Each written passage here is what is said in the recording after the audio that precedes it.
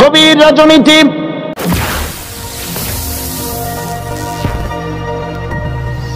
গভীর রাজনীতি।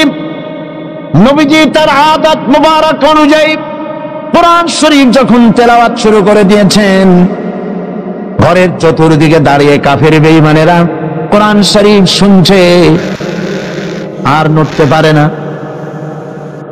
এক একজনের ধারণা হলো আরো একটু শুনি তারপরে বাড়ি যাব, আরো একটু শুনি তারপরে বাড়ি যাব। এমনি করে করে চারটি কাফেরের জন্য ফজরে রক্ত হয়ে গেল। দাঁড়ানো থেকে বসার সময় কেউ পায় নাই। একথা ধ্রুব সত্য। কোরআনের আকর্ষণ ভিন্ন। সুবহানাল্লাহ বলেন। আমি বারবার বলেছি, আজ বলি, এই লাখ লাখ লাখো জনতার এই উপচে পড়া উত্তাল ঢেউ পয়সা খরচ করে আনা হয়েছে? বলেন, আপনাদের বাস ভাড়া, রিক্সা ভাড়া দেওয়া হয়েছে? বরং জীবনের ঝুঁকি নিয়ে আসছেন, ঠিক কিনা? জীবনের ঝুঁকি নিয়ে এসছে। পয়সা খরচ করে জীবনের ঝুঁকি নিয়ে কোরআন শুনতে এসেছেন। আমি বারবার বলেছি, এই উপচে পড়া জনতার আকর্ষণ আল্লাহর কসম, এই আকর্ষণ সাইদি নয়, এই আকর্ষণ আল্লাহ রাব্বুল আলামিনের কোরআনে আযীম। লা শাক্কা ফীহি ওয়ালা রাইবা, এতে সন্দেহের কোনো অবকাশ না। আমি একথাও বিশ্বাস করি, আমাদের ছেলেরা যারা মিছিল করেছে, আমাকে আসতে দেবে না বলে সুইসাইড বাহিনী গঠন করেছে। আহারে, সুইসাইড অর্থ কি? আত্মহত্যা। আর আত্মহত্যা করা কবিরা গুনাহ। যারা আত্মহত্যা করে তাদের জায়গা জাহান্নাম। আত্মহত্যা যারা করে তাদের জায়গা কোথায়? তোমরা তো জাহান্নামে যাচ্ছিলে। কোরআনের জন্য, কোরআনের তাফসীর মাহফিলের জন্য শাহাদাত স্কোয়াড গঠন হয়েছে শুনে ওরা সুইসাইড বাহিনী গঠন করেছে। শয়তানে শিখাই দিছে যে ওরা তো বেহেশতে গেল, তোরা তোদের সিট বুক কর জাহান্নামে। নাউযুবিল্লাহ। আমি বিশ্বাস করি, যারা সুইসাইডাল বাহিনী গঠন করেছিল, যারা বিরোধিতা করেছিল, আর আজকের মাহফিলের কোনো না কোনো জায়গায় দাঁড়িয়ে বা বসে আছে। আকর্ষণ কোরআনের। আকর্ষণ কিসের? আল্লাহর কসম কোরআনের। ওদের শরীরেও মুসলমানের রক্ত আছে, মুসলমানের রক্ত আছে, অবশ্য মিসগাইডেড। আল্লাহ ওদের হেদায়েত করুন, বলেন আমিন। ওই সেই 1979 সনে যেখানে যাই খালি হত্যা। গিয়াস কামাল চৌধুরী সাহেব, গিয়াস কামাল চৌধুরী, ওই যে ভয়েস অফ আমেরিকার প্রতিনিধি, তিনি আমাকে এক জায়গায় দেখা হলো। ওই সময় বললেন, আপনি জানেন? আমি বললাম, কি জানি? ওই যে আমরা হিসাব রাখছি, আপনার বাংলাদেশে কোন এক ব্যক্তির বিরুদ্ধে এত হরতাল হয় নাই। 56টা হরতাল হয়েছে আপনার বিরুদ্ধে একান্তে। মানে আমি যাওয়ার আগে হরতাল শরীফ গিয়ে উপস্থিত, তাফসীর মাহফিল বাধা দেওয়া।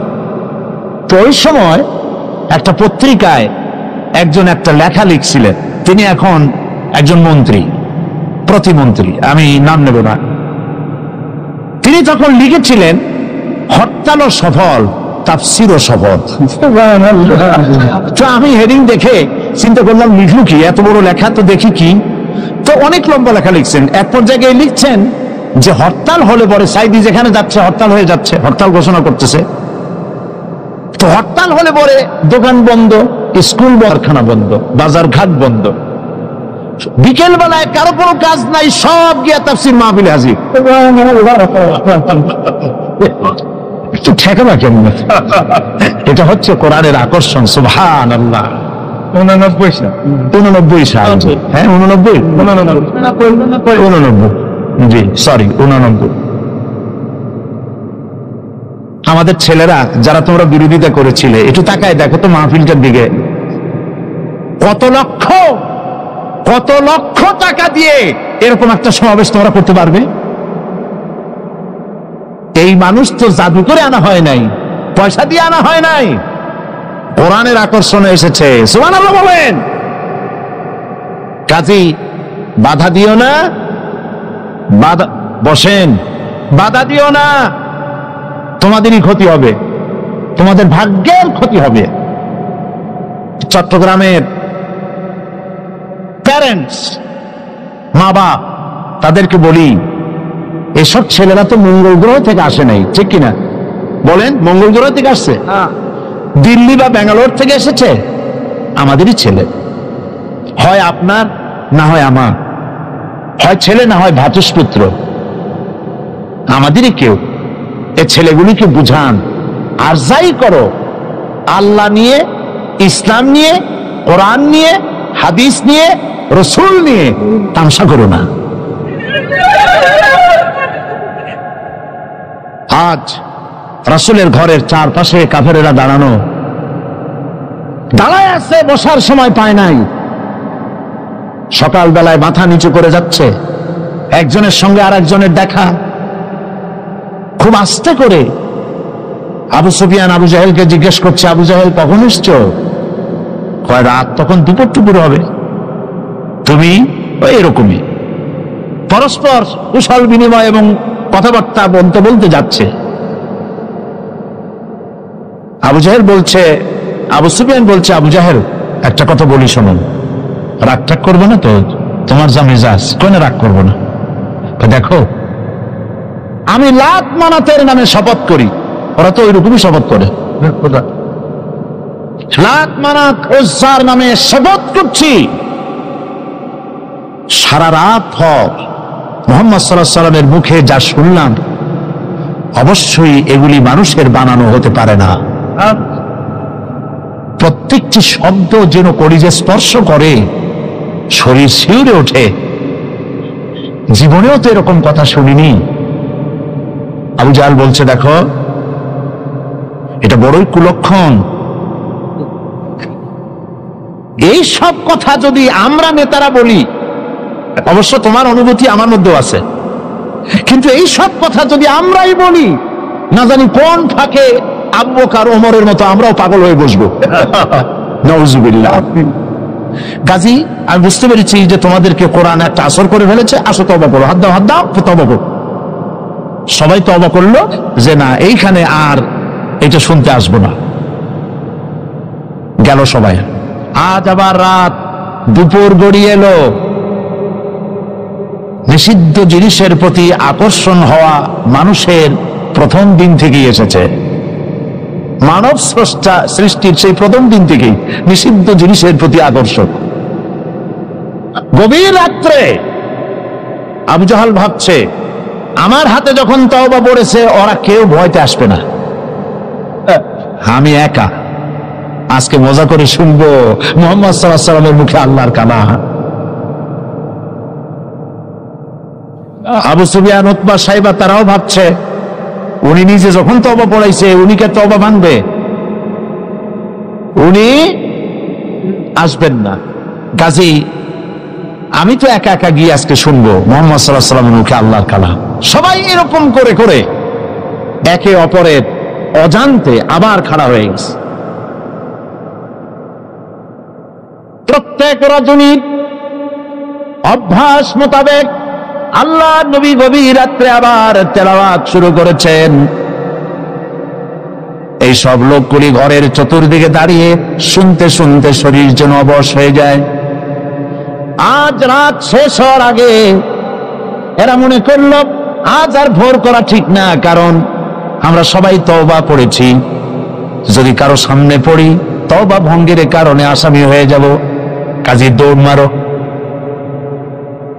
দৌড় মারছে। অন্ধকারের ভিতরে একজন গিয়ে আরেকজনের ঠ্যাঙ্গে বাড়ি লাগছে। আবু জাহেল ভয় পাইছে। কে? কয় যে আমি আবু সুফিয়ান। তুমি কে ডাকো? আমি আবু জাহেল। আমি পাগল, কালকে তওবা করলে আজকে আসলি কেন? তোর বেটা বেশি মাতদারি করিস না, তুই আসলি কেন সেটা কো আগে।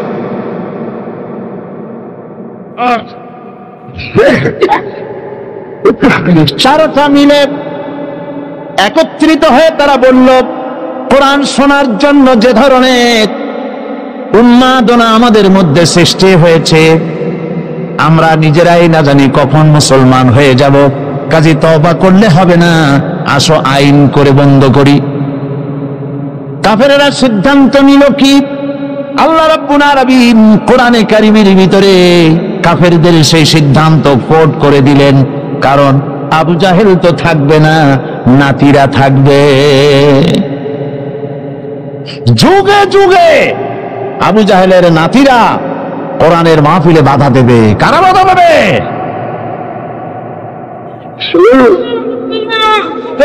আবু জাহেল দুনিয়া থেকে বিদায় হয়েছে, তার প্রেতাত্মা দুনিয়া থেকে বিদায় হবে না। এই জন্য সিদ্ধান্তটা আল্লাহ পাক কোরআন শরীফের ভিতরে কোট করে দিলেন। কাফেরেরা কি বলল কোরআন শরীফ সম্পর্কে?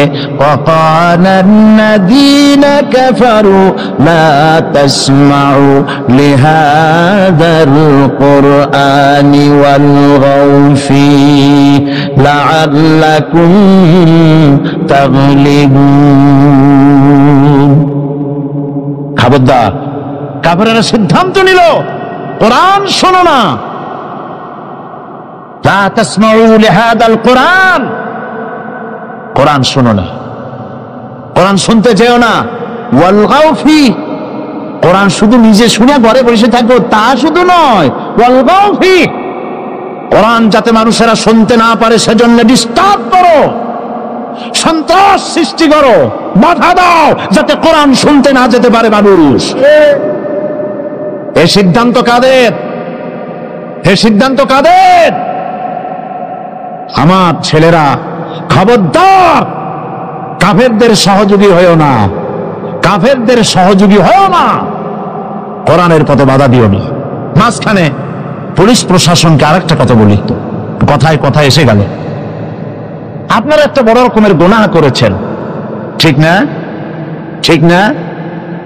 এদেশে কালী পূজা, দুর্গা পূজার 8 দিন 10 দিন ধরে মাইকিং এর পারমিশন আপনারাই দেন। দেশটা তো হিন্দুস্তান হয় নাই, দেশটা তো হিন্দুস্তান হয় নাই, দুর্ভাগ্যবশত দেশটা এখনো বাকশালও হয় নাই। তাহলে মাইকিং বাধা দিলেন কেন? বাধা দিয়ে কি সব হইছে? না। কি হয়েছে বলেন? না। কি হয়েছে? না। কবিরা গুনাহ করেছেন পুলিশ কর্তৃপক্ষ, সাধারণ পুলিশের মোটেও দোষ না, পুলিশ প্রশাসন কবিরা গুনাহ করেছেন, তওবা করতে হবে, তওবা করতে হবে, আর একটি কাফারা দিতে হবে। সেই কাফারাটা কি? আমি জানতে পেরেছি এই তাফসীর মাহফিল আসার পথে বিভিন্ন জায়গায় ওই সব তথাকথিত সোনার ছেলেরা তাফসীর মাহফিলের বহনকারী শ্রোতাদের বাসে ঢিল পাক্কেল মারে, তারা বাধা দেয়, মহিলাদের বাসে ঢিল মেরেছে। আমি পুলিশ প্রশাসন, গোয়েন্দা বিভাগ, SB, IB, DFI, NSI, army intelligence এবং পুলিশ বিভাগকে বলছি, এই যে গুনাহ করেছেন মাইকের পারমিশন না দিয়ে 144 ধারা জারি করে যে গুনাহ করেছেন, সেই গুনার কাফারা হিসাবে রাস্তার মোড়ে মোড়ে দাঁড়িয়ে এই ইয়াজুজ মাজুজদেরকে ঠেকান। কোরআন নিয়ে যেন বাঁচতে পারি, কোরআন নিয়ে যেন মরতে পারি, আমিন। কোরআন নিয়ে যেন কবরে যেতে পারি, কোরআনের নূর দিয়ে যেন আমাদের কবরগুলি আল্লাহ মুনাওয়ার করে দেন, কিয়ামতের দিন কোরআনের সুপারিশ জন্য আল্লাহ আমাদের নসিব করে দেন। আহা, কি নিয়ামত! সুবহানাল্লাহ, বলি সুবহানাল্লাহ। এখন এই কোরআনে কারীমের তাফসীর ভূমিকা অনেক লম্বা করলে তাফসীর করা মুশকিল হয়ে যাবে, সেজন্য চলুন আমরা তাফসীরের দিকে এগোই। তাফসীর মানে ব্যাখ্যা, আলোচনা। আচ্ছা, আপনারা বলেন তো, জেন, দুষ্ট জেন আর ভূত প্রেতে যদি আসর করে তাহলে কোরআন শরীফের কোন আয়াত পড়তে হয়? জি, ওলামারা বলেন না, আয়াতুল কুরসি কোনটা পড়তে হয়? বলেন কোনটা? চট্টগ্রাম তাফসীর মাহফিল উপলক্ষে কিছুটা ভূত প্রেতের আসর হয়েছে। এই ভূত প্রেতের আসর থেকে রক্ষা করার জন্য সকলে আমার সাথে পড়েন যথারীতি। আউযু বিল্লাহি মিনাশ শাইতানির রাজীম। বিসমিল্লাহির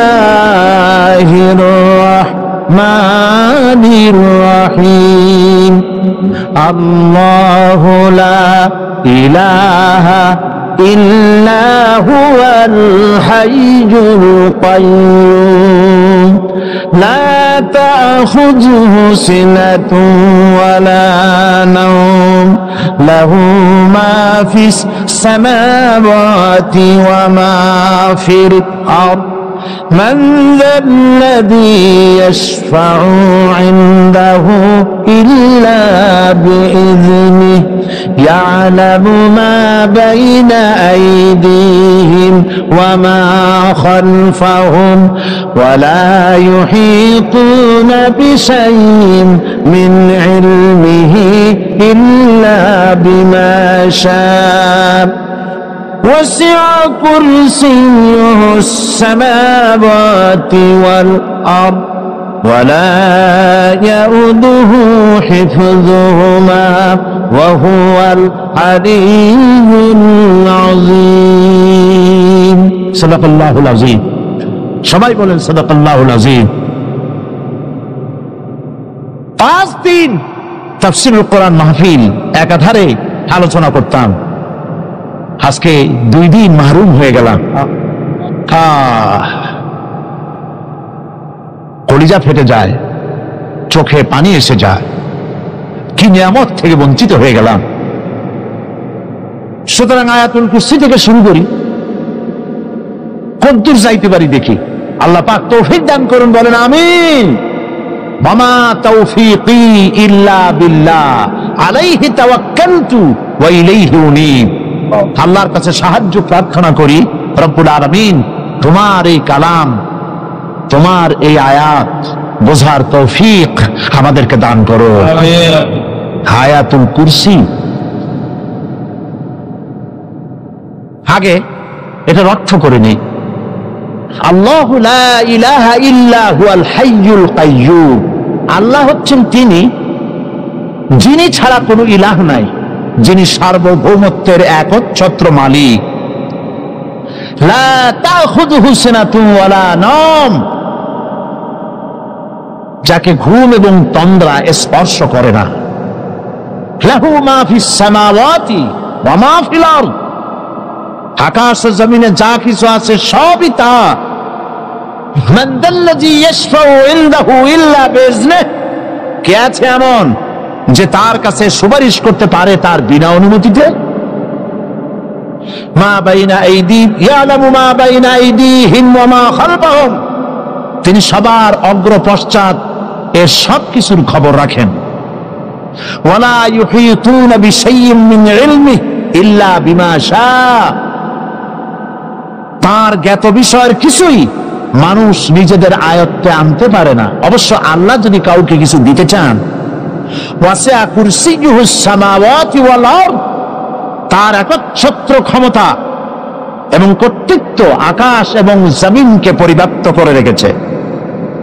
ওয়ালা ইয়াউদুহু হিফযুহুমা ওয়া হুয়াল আলিয়্যুল আযীম, আর আকাশ এবং পৃথিবী রক্ষণাবেক্ষণ করতে গিয়ে আল্লাহ পাক মোটেই ক্লান্তি বোধ করেন না, আর তিনি হচ্ছেন এক মহান শ্রেষ্ঠতম সত্তা। বলি সাদাকাল্লাহুল আযীম। আয়াতুল কুরসি, এই আয়াতটি আয়াতুল কুরসি হিসেবে পরিচিত। কি নামে পরিচিত? আয়াতুল কুরসি। এখানে মহান আল্লাহ পাকের এমন সব পূর্ণাঙ্গ পরিচিতি পেশ করা হয়েছে যার নজির গোটা কোরআন শরীফে নাই। সুবহানাল্লাহ। তাই হাদিস শরীফে এই আয়াতটিকে শ্রেষ্ঠ আয়াত বলা হয়েছে। কোরআন শরীফের কি আয়াত? শ্রেষ্ঠ আয়াত বলা হয়েছে। আমরা প্রত্যেকটি ফরজ নামাজের পরে এই আয়াতে কারিমা পড়ে থাকি, ঠিক কিনা বলে? আল্লাহর নবী বলেছেন প্রত্যেক ফরজ নামাজের উপরে আয়াতুল কুরসি যে ব্যক্তি পাঠ করবে, কিয়ামতের দিন আল্লাহ রাব্বুল আলামিন ওই ব্যক্তির ব্যাপারে সিদ্ধান্ত নিবেন, আল্লাহ তাকে জান্নাত দান করে দিবেন। হতে পারে এবার আপনারা কেউ কেউ মনে করতে পারেন বাস ওয়াজ আর না শুনলে চলবে, আয়াতুল কুরসি পড়বো আর জান্নাতে চলে যাব। না, বিষয়টা এমন নয়। বিষয়টা হচ্ছে এই আয়াতুল কুরসির মধ্যে এমন কিছু কথা আছে যা বুঝে যদি পড়ে আর আমল করে আল্লাহ পাক কিয়ামতের সিদ্ধান্ত নেবেন, জান্নাত দিয়ে দিবেন। সুবহানাল্লাহ, বলেন সুবহানাল্লাহ। এর কারণ হলো আয়াতুল কুরসির মধ্যে আল্লাহ পাক সার্বভৌমত্বের কথা বলেছেন। আজ আমরা স্লোগান দেই সব সমস্যার সমাধান। ও মাশাআল্লাহ, চট্টগ্রামের সবাই বোধহয় এই পরিচিত স্লোগানটা জানেন না। জবাব তা আপনারা জবাব দিতে পারলেন না কেন? সব সমস্যার সমাধান দেন স্লোগান আপনারাই।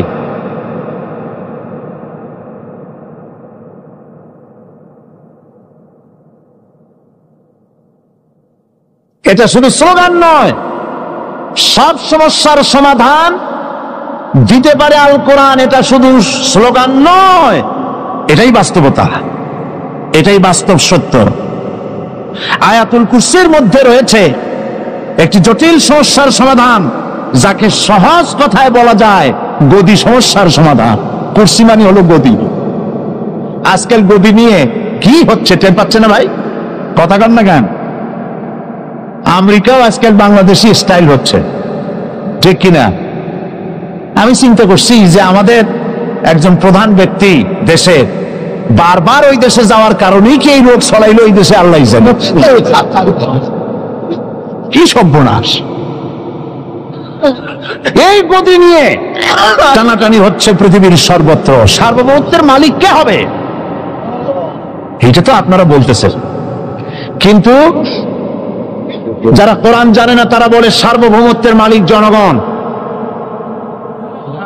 দেখেন না, ওরা বলে সকল ক্ষমতার উৎস জনগণ।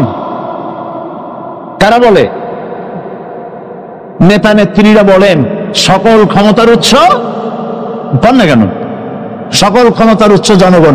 এই কথাটা হলো আসলে ভোটারদেরকে পাম্পটি দেওয়া, আপনাদেরকে ফুলাইয়া ডানলপ টায়ার বানায়।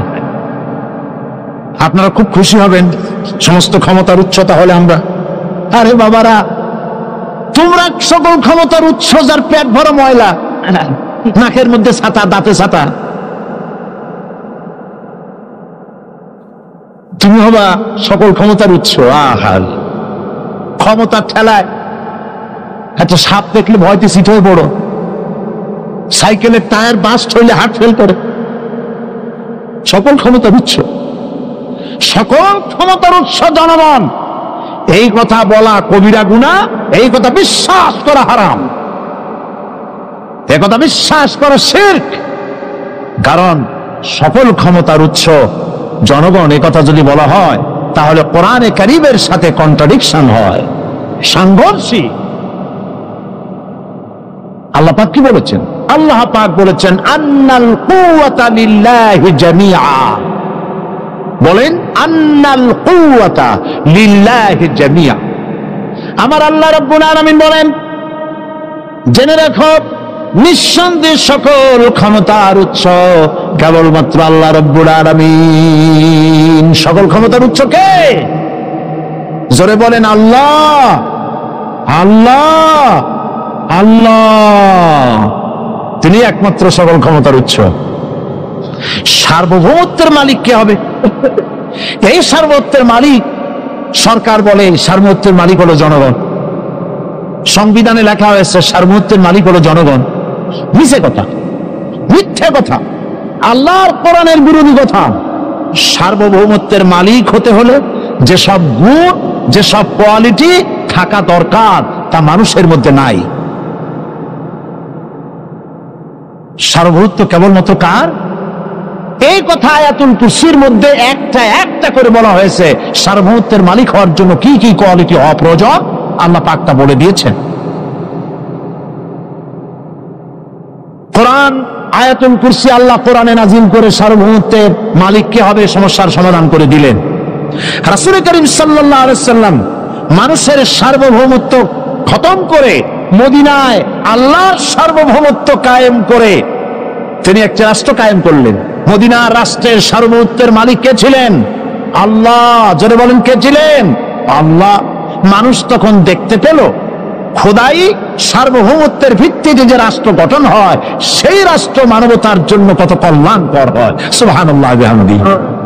আর মানুষের সার্বভৌমত্বের ভিত্তিতে যে রাষ্ট্র গঠন হয় সেই রাষ্ট্রে দলীয়করণ, আত্মীয়করণ, বংশীয়করণের শ্রাদ্ধ হয়ে যায়। সার্বভৌমত্বের মালিক হিসেবে মানুষ 100-তে 100 ভাগ, মানুষ 100-তে 100 ভাগ অযোগ্য। কারণ সার্বভৌমত্ব নিরঙ্কুশ, যা ভাগ করা যায় না, যা কেড়ে নেওয়া যায় না। আমাদের দেশে যারা সার্বভৌমত্বের মালিক অনেক সময় বলে রাষ্ট্র, অনেক সময় বলে জনগণ। যারা ক্ষমতায় আসে তারা সার্বভৌমত্বের মালিক নিজেদেরকে দাবি করেন, আবার জনগণকেও দাবি করেন। তো এই সার্বভৌমত্বের মালিক তো তাদের হাত থেকে এই মালিকানা আরেকজনে কেড়ে নিয়ে যায়, নেয় না? নেয় না? কেড়ে নিয়ে যায়। আয়াতুল কুরসিতে বলা হলো যে সার্বভৌমত্বের মালিক এই ক্ষমতা থেকে আরবিতে বলা হয় উলুহিয়াত। এই ক্ষমতাকে সার্বভৌমত্বে ক্ষমতা থেকে আরবিতে কি বলা হয়? উলুহিয়াত। আর যার হাতে এই ক্ষমতাটা থাকে তাহলে বলে ইলাহ, তাকে কি বলা হয়? আল্লাহ রাব্বুল আলামিন আয়াতুল কুরসির শুরুতে এই কথাটাই বলে দিলেন, আল্লাহু লা ইলাহা ইল্লা হুয়াল হাইয়ুল কাইয়্যুম। আল্লাহ হচ্ছেন তিনি যিনি ছাড়া কোনো ইলাহা নাই। তার মানে হলো সার্বভৌমত্বের একচ্ছত্র মালিকানা কার হাতে? চিৎকার দিয়ে বলুন, আল্লাহ রাব্বুল আলামিনের হাতে। সার্বভৌমত্বের এই ক্ষমতা হস্তান্তরযোগ্য নয়। আর সার্বভৌমত্বের মালিক যিনি হবেন তার শুরু থাকবে না, শেষও থাকবে না। এই কোয়ালিটি কার মধ্যে আছে? আল্লাহ পাকের মধ্যে। আল্লাহ পাক বললেন তিনি হচ্ছেন আল হাই আল কাইয়্যুম। তিনি হাইয়্যু, তিনি কাইয়্যুম। তিনি শাশ্বত, তিনি জাগ্রত, তিনি চিরস্থায়ী, যার শুরুও নাই, যার শেষও নাই। সুবহানাল্লাহি ওয়া বিহামদিহি। আর সার্বভৌমত্বের মালিক যিনি হবেন তিনি ঘুমাইতে পারবেন না। কারণ তিনি যদি ঘুমায় থাকেন, জায়গায় থাকা অবস্থায় কু হয়ে যায়, যায় না? আর্মিরা থাপ্পড় মেরে দেশ নিয়ে যায়, নেয় কিনা? কোন সব দেশেই হইতে পারে, সব দেশেই হতে পারে। তোমাকে বধিবে যে গোকুলে বাড়ি শেষে, কাজে বলা যায় না কখন কি হয়ে যায়। এই সার্বভৌমত্বের মালিকানা নিয়ে যারা বসে আছে, যে কোনো মুহূর্তে তার হাত থেকে ক্ষমতা ছিনতাই হয়ে যেতে পারে, পারে কিনা? আর ঘুমায় থাকলে, সার্বভৌমত্বের মালিক দাবি করে যদি ঘুমায় থাকে, ততক্ষণ ভারপ্রাপ্ত বানাবে কারে? এই জন্য সার্বভৌমত্বের মালিক হচ্ছেন আল্লাহ পাক, যাকে ঘুম এবং তন্দ্রা স্পর্শ করে না। সার্বভৌমত্বের মালিকের কোয়ালিটি আল্লাহ পাক বলছেন, লা তাখুযুহু সিনাতুন ওয়ালা নাওম। পড়েন সবাই, লা তাখুযুহু সিনাতুন ওয়ালা নাওম। তার ঘুমও নাই, তন্দ্রাও নাই। হযরত মূসা আলাইহিস সালাম আল্লাহ পাকের কাছে একবার প্রশ্ন তুলেছেন, আল্লাহ পাক তুমি নাকি ঘুমাও না? আল্লাহ বলেন তুমি বিশ্বাস করো না? মূসা আলাইহিস সালাম বলছেন অবশ্যই বিশ্বাস করি। আল্লাহ পাক বললেন বিশ্বাস যদি করো তাহলে বুঝানো যাবে। হযরত ইব্রাহিম আলাইহিস সালাম বলেছিলেন আল্লাহ পাকের কাছে, কাইফা রব্বি আরিনি কাইফা তুহিল মাউতা। হে রব, তুমি আমারে দেখাও কেমনে তুমি মৃত্যুকে জিন্দাকে মৃত্যু করো, মৃত্যুকে জিন্দা করো, এটি দেখাও আমারে। আল্লাহ পাক বললেন আওয়ালাম তুবে, বিশ্বাস করো না? ইব্রাহিম আলাইহিস সালাম সঙ্গে সঙ্গে বললেন বালা। নাম বললেন না, বালা মানেও হ্যাঁ, নাম মানেও হ্যাঁ, কিন্তু একটু তিনি নাম না বলে বালা বললেন। নামের অর্থ হলো হ্যাঁ, আর না বালার অর্থ হচ্ছে কেন নয়, অবশ্যই বিশ্বাস করি। ওয়ালাকিন লিয়াতমাইন্না কালবি, তবে আল্লাহ তুমি যদি চোখে দেখাও একটু, তাহলে এগুলি একটুখানি লিয়াতমাইন্না কালবি, আমার অন্তরাত্মা প্রশান্তি লাভ করবে যদি চোখে দেখতে পারি। আল্লাহ বললেন তাহলে তোমার দেখাবো। আল্লাহ দেখাইলেন। মুসা আলাইহিস সালাম যখন বললেন যে আল্লাহ পাক তোমার মৃত্যুকে চিন্তা করো কেমনে, তুমি ঘুমায় থাকো, না ঘুমায় পারো কেমনে, তোমার নাকি ঘুম নাই, তন্দ্রা নাই। আল্লাহ পাক বলেন বিশ্বাস করো না বলে আমি বিশ্বাস করি। তো ঠিক আছে তাহলে তোমার দেখাই। বললেন এক গ্লাস পানি নিয়ে আসো। এক গ্লাস পানি নিয়ে এসে দাঁড়িয়ে থাকো। আল্লাহ পাক মুসা আলাইহিস সালামকে বললেন এক গ্লাস পানি নিয়ে দাঁড়াও, আর ঘুমকে আল্লাহ পাক বললেন মুসারে ধরো। মুসা আলাইহিস সালাম নিদ্রাচ্ছন্ন হলেন, তন্দ্রা এসে গেল, হাত শিথিল হয়ে হাতের থেকে পানি ভর্তি গ্লাস পড়ে ভেঙে চুরমার হয়ে গেল। মুসা আলাইহিস সালাম ভয় পেয়ে গেলেন। আল্লাহ রাব্বুল আলামিন বলেন ভয় পাওয়ার কোনো কারণ নাই, তোমার প্রশ্নের জবাব আমি এভাবেই দিলাম। এক গ্লাস পানি নিয়ে কয়েক মিনিট দাঁড়াইতে পারো নাই, ঘুমের সঙ্গে সঙ্গে গ্লাস পড়ে ভেঙে গেল। तमाम आकाश और जमीन গোটা সৃষ্টি জগৎ তোমার আল্লাহ পাকের হাতের মুঠার মধ্যে রয়েছে। আল্লাহ যদি ঘুমায় যায় সব শেষ হয়ে যাবে। तमाम সৃষ্টি জগতের ট্রাফিক কন্ট্রোল আল্লাহ কর্তৃক হয়, আর মানুষের যা হয় আল্লাহ পাক তার থেকে সম্পূর্ণ মুক্ত। আল্লাহ পাকের ঘুম নাই, তন্দ্রাও নাই। লা তাখুযুহু সিনাতু ওয়ালা নাওম, ঘুমও নাই, তন্দ্রাও নাই। আল্লাহ পাক সমস্ত রকমের মানবীয় কোয়ালিটি থেকে, গুণ থেকে মুক্ত, মুবাররা, পবিত্র। আল্লাহ রাব্বুল আলামিন সার্বভৌমত্বের একচ্ছত্র মালিক হচ্ছেন আল্লাহ পাক, তিনি ছাড়া কোনো ইলাহ নাই। তিনি পরিষ্কার করে বলছেন আল্লাহু লা ইলাহা ইল্লা হুয়াল হাইয়ুল কাইয়্যুম। সবাই পড়েন আল্লাহু লা ইলাহা ইল্লা হুয়াল হাইয়ুল কাইয়্যুম। আল্লাহ হচ্ছেন সার্বভৌমত্বের মালিক, তিনি ছাড়া কোনো ইলাহ নাই। এমন একটি আয়াত তাফসীরের জন্য আল্লাহ এনে দিয়েছেন, যেই আয়াতটি বুঝলে পরে দুনিয়াও শান্তি, আখিরাতেও শান্তি। গদি সমস্যার সমাধান হবে, সব সমস্যার সমাধান হবে। আয়াতুল কুরসি এমন আয়াত যা তেলাওয়াত করলে, বুঝলে, আমল করলে কিয়ামতের দিন আল্লাহ পাক তার সম্পর্কে সিদ্ধান্ত নেবেন, জান্নাত দিয়ে দিবেন। সুবহানাল্লাহ। আমার দিল সাক্ষী দেয়, আমি তাকে বলবো আমার কথা আপনি না শোনেন। আমার দিল সাক্ষী দেয় তিনি আল্লাহর ওলি, বুজুর্গ বান্দা আল্লাহ পাক, সর্বজন শ্রদ্ধেয় ব্যক্তিত্ব। আল্লাহ তাকে হায়াতে তাইয়্যিবা, সেহাতে কুল্লিয়া দান করুন। আল্লাহ তার দৃষ্টি শক্তি তুমি নিয়েছ,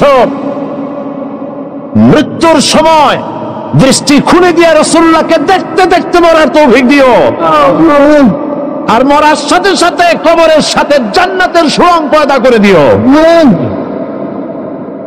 তিনি আমার সাথে টেলিফোনে কথা বলে বলেছেন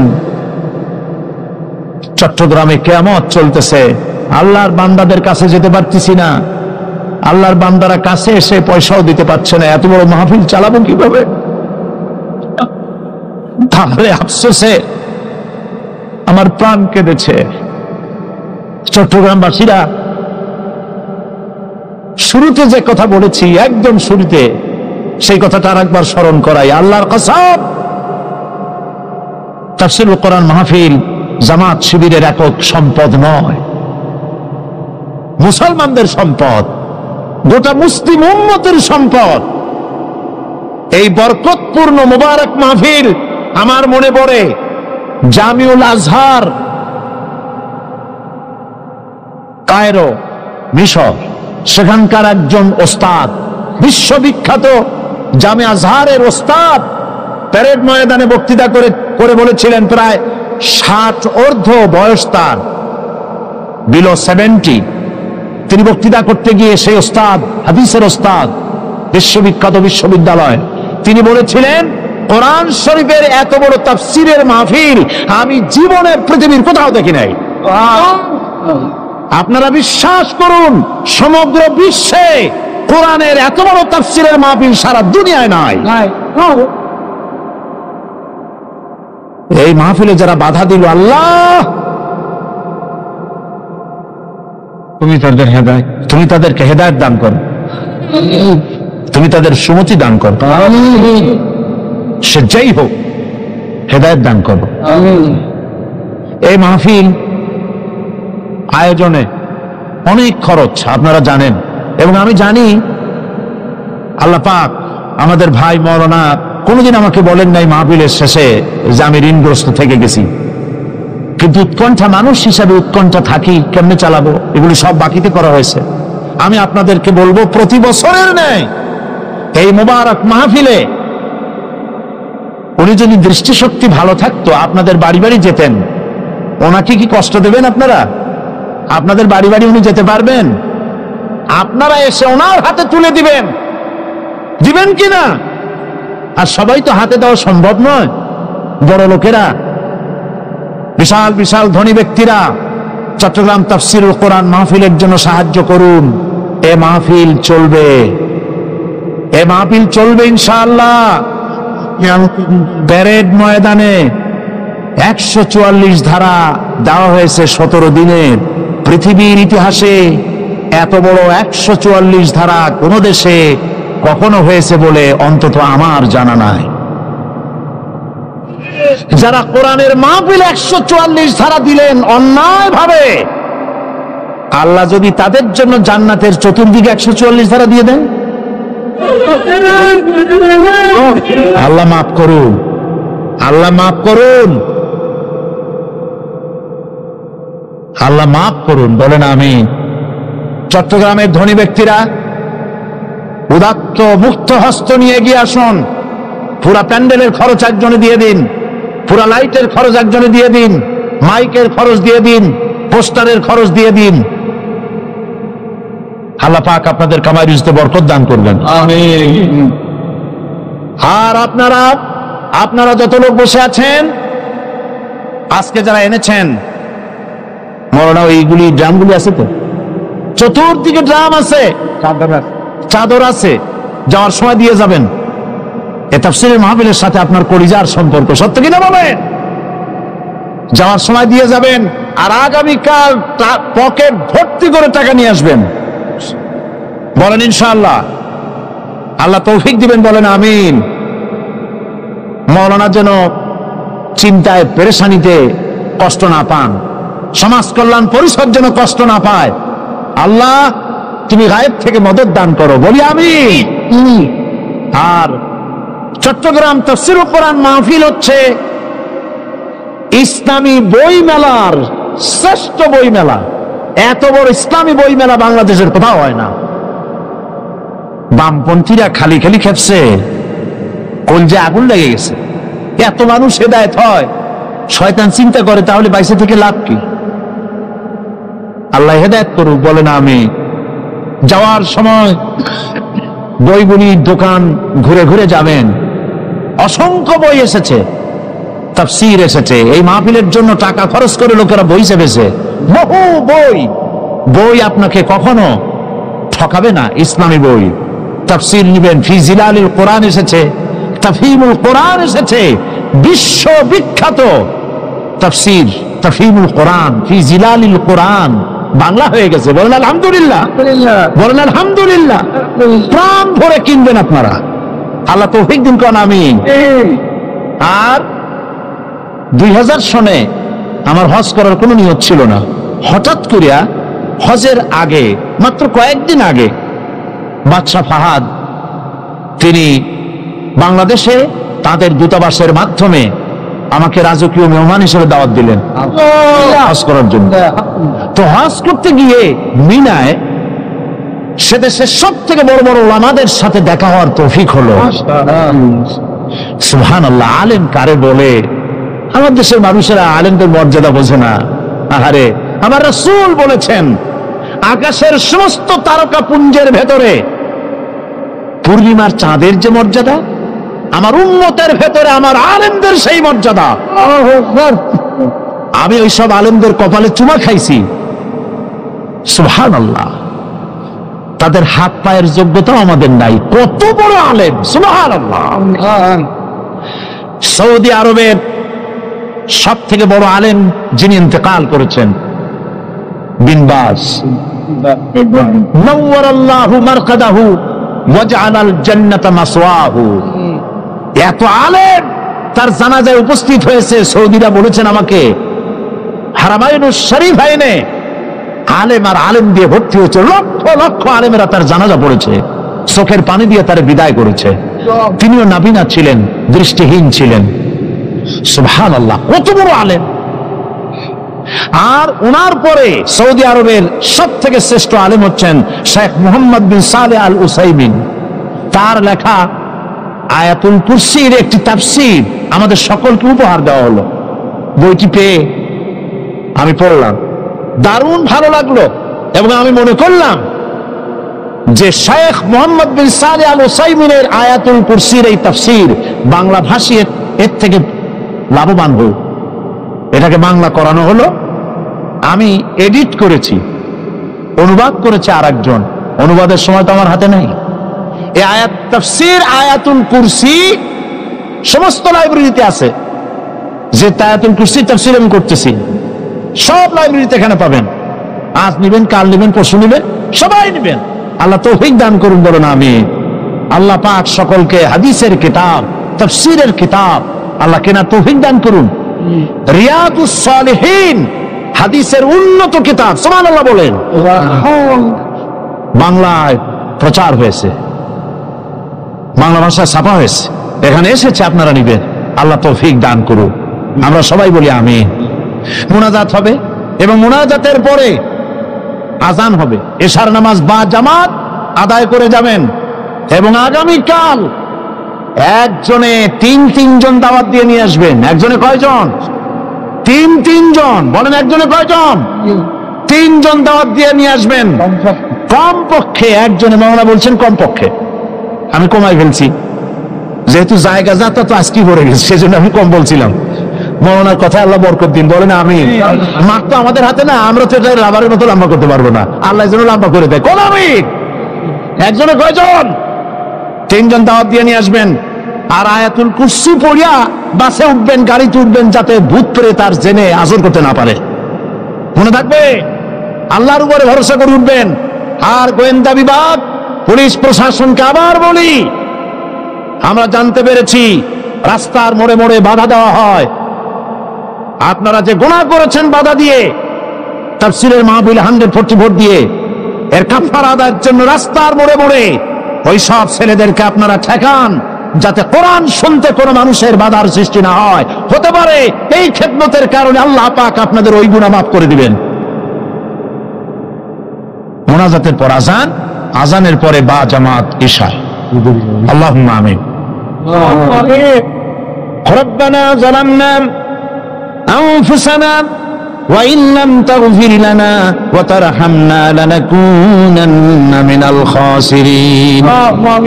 রব্বানা লা তুযিগ কুলুবানা বা'দা ইয হাদাইতানা ওয়া হাব লানা মিন লাদুনকা রাহমাতান ইন্নাকা আনতাল ওয়াহ্হাব।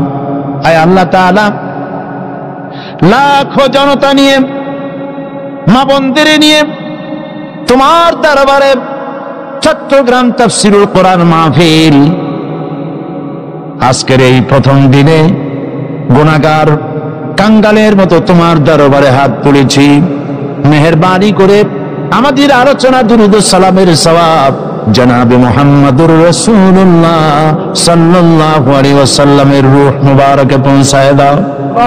तमाम পৃথিবীর মাটির নিচে যত মুমিন মুমিনাত শুয়ে আছেন, আল্লাহ প্রত্যেকের রূহে ভরে সওয়াব পৌঁছায় দাও রব্বুল আলামিন। সারা জীবন গুনাহ করেছি, গুনাহ করে করে জীবনকে নষ্ট করে ফেলেছি। আল্লাহ তাআলা দয়া করে জিন্দেগীর সকল গুনাহ মাফ করে দাও রব্বুল আলামিন। আমাদের মা বাপ যাদের কবরে শুয়ে আছে, কবর গুলিকে জান্নাতের টুকরা বানায়া দাও। রব্বির হামহুমা কামা রব্বায়ানি সগীরা। সবাই পড়েন, রব্বির হামহুমা কামা রব্বায়ানি সগীরা। হে আল্লাহ তাআলা, এই মুহূর্তে মনে পড়লো এই তাফসীরের মাহফিল প্রতি বছর যিনি উদ্বোধন করতেন বাইতুস শরফের হযরত পীর সাহেব কেবলা হযরত মাওলানা শাহ আব্দুল জব্বার সাহেব আমাদের থেকে বিদায় হয়ে গেছে। ওই সুন্দর চাঁদ মুখ আর তো আমরা দেখতে পাবো না। আল্লাহ তার কবরটাকে জান্নাতের টুকরা বানায়া দাও। রব্বুল আলামিন এই মাহফিল 5 দিন প্রতি বছর হয়। আল্লাহ তাআলা 2 দিন থেকে মাহরুম হয়ে গেলাম যাদের কারণে। আল্লাহ তাআলা তুমি তাদেরকে গজব দিও না, তুমি তাদেরকে শাস্তি দিও না মাবুদ। যারা এই কাজ করলো, বাধা দিল, আমরা সবাই মিলে তোমার কাছে মাপ চাই। তাদের সকলকে আল্লাহ তুমি দয়া করে কোরআনের সৈনিক বানায়া দাও। রব্বুল আলামিন গত জুমায় শাহী মসজিদে মুসলমানদের উপরে যারা হামলা করলো, কোন মুসলমান পুলিশ জুতা পায়ে দিয়া মসজিদে ঢুকতে পারে আমরা বিশ্বাস করি না। আল্লাহ তাআলা কারা ঢুকছে আমি জানি না, তারা কোন ধর্মের লোক। আল্লাহ এত বড় গুনার কাম যারা করলো, আল্লাহ তাদের হেদায়েত নসিব করে দাও। রব্বুল আলামিন মুসল্লিদের উপরে টিয়ার গ্যাস মারলো, গোলাগুলি করলো, বুলেট ছুড়লো। হায় আল্লাহ, তাদের মধ্যে বহু লোক আজ হসপিটালে আছে। আল্লাহ তুমি দয়া করে তাদেরকে শেফায়ে আজেলা দিয়ে দিও। রাখেন করে একটা ছেলে তার চোখ বাঁচাবলে আল্লাহ বাঁচাইলে বাঁচবে না। জাকির নামক একটি ছেলে পুলিশের রাবার বুলেট লেগে চোখটা তার যাবো যাবো করতেছে। আল্লাহ তোমার কোরআনের কারণে সে ব্যক্তি নামাজ পড়তে এসেছে, তার চোখটা আল্লাহ ওরা গুলি করে দিল। আল্লাহ তুমি দয়া করে আমরা ভিক্ষা চাই, চোখ ফিরাইয়া দাও। আল্লাহ কোরআনের মাহফিলে ওর চোখ আমরা ভিক্ষা চাইতেছি, চোখটা দিয়ে দিও বাবু। রব্বুল আলামিন কোরআনের সপক্ষে কথা বলতে গিয়ে 40 জন লোককে পুলিশ প্রশাসন জেলের মধ্যে ঢুকায় দিছে। আল্লাহ পুলিশের সুমতি দাও, তোমার ওই 40 জন বান্দা যেন কালকে জেল থেকে বেরিয়ে এসে তাফসীর মাহফিলে শরীক হয়ে যেতে পারে। রব্বুল আলামিন সরকারকে সুমতি দাও, কোরআন নিয়ে, হাদিস নিয়ে, ইসলাম নিয়ে, আলেম নিয়ে যেন ষড়যন্ত্র না করে। হায় আল্লাহ তাআলা তুমি দয়া করে সকলকে হেদায়েত নসিব করে দাও। এই মাহফিলে বহু টাকা প্রয়োজন মাবুদ, কোথা থেকে আসবে জানি না। আল্লাহ পাক তোমার বান্দাদের দিলকে নরম করে খরচ উঠাইয়া দিও। মা বোনেরা প্রতি বছর কষ্ট করে করে আসেন আর মাহফিলের পাশে পর্দার আড়ালে বসে শোনেন। আজকে তারা দেওয়ালের মধ্যে একটা ভিন্ন জায়গায় বসেছেন, তাদের ভালো করে বসতে দেওয়া গেছে কিনা আমি জানি না।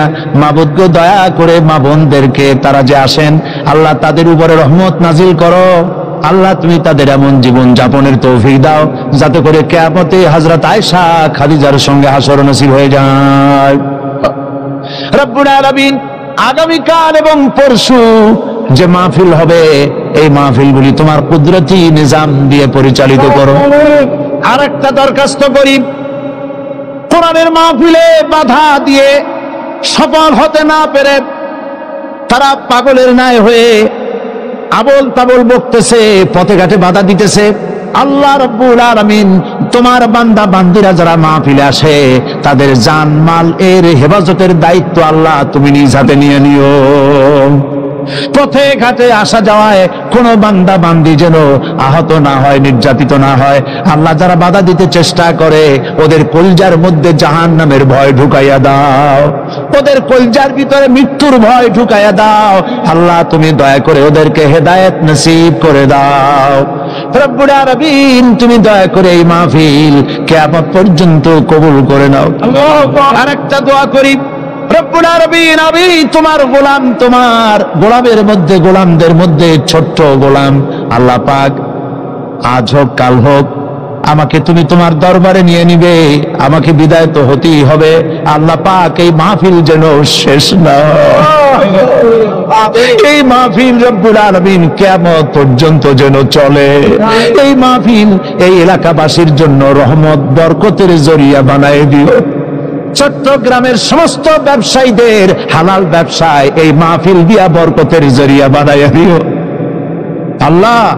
চট্টগ্রামবাসীরা সারা বছর তাকায় থাকে এই মাহফিলের জন্য, আল্লাহ তুমি তাদের রহমত করো, বরকত দাও। আমিন।